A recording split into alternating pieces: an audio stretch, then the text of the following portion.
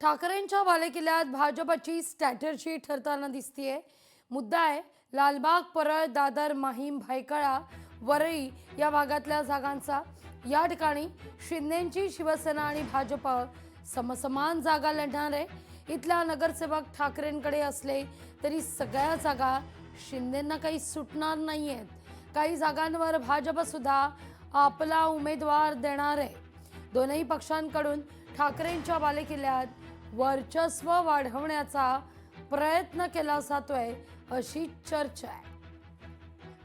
या सगळ्याविषयी अधिक माहिती घेऊया आपले प्रतिनिधी चेतन ननावरे यांच्याकडून। चेतन, भाजपनं याआधीच आता मात्र आपण 125 पार जाणार किंबहुना 100 पार जाणार असा नारा हा दिलेला होताच आणि त्याच दृष्टिकोनातून भाजपची ही स्ट्रॅटर्जी पाहायला मिळतीये।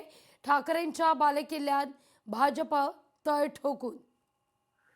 निश्चितच लागवी, कारण याआधीही आपण पाहिलेलं होतं की थेट शिंदे विरुद्ध ठाकरे विधानसभेमध्ये ज्या ज्या मतदारसंघांमध्ये लढत झाली त्यामध्ये अनेक ठिकाणी शिंदेंना कुठेतरी हार पत्करावी लागली होती, किंबहुना एकतर्फी पराभवही पत्करावा लागलेला होता। मग त्यामध्ये दक्षिण मुंबईमध्ये लोकसभेची जागा असेल किंवा भायखळ्यामध्ये विधानसभेची जागा असेल, या ठिकाणी यामिनी जाधव यांना दुहेरी हार पत्करावी लागली होती आणि त्यामुळे या मतदारसंघांमध्ये आता भाजपने गेल्या वर्षभरामध्ये विशेष लक्ष केंद्रित केलेलं होतं।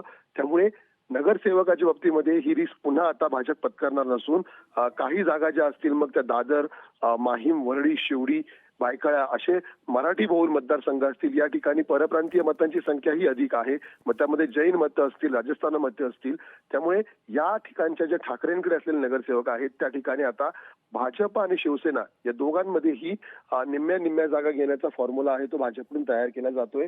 आता यामध्ये पुढच्या बैठकीमध्ये दोन्ही पक्षाचे जे प्रमुख नेते चर्चेसाठी बसतील त्यावेळी निवडून येणं हा निकष जो गेल्या वेळी त्यांनी ठरवलेला होता त्यानुसार कोणाकडे विनिंग कॅन्डिडेट आहे त्यानुसार त्या जागा त्या पक्षाच्या वाट्याला जाण्याची माहिती आहे। त्यामुळे आता शिवसेना या भाजपच्या फॉर्म्युला कितपत दाद देते आणि भाजप कितपत कन्व्हिन्स करते शिवसेनेच्या नेत्यांना हे पाहणं महत्वाचं असेल। लागवी, निश्चित।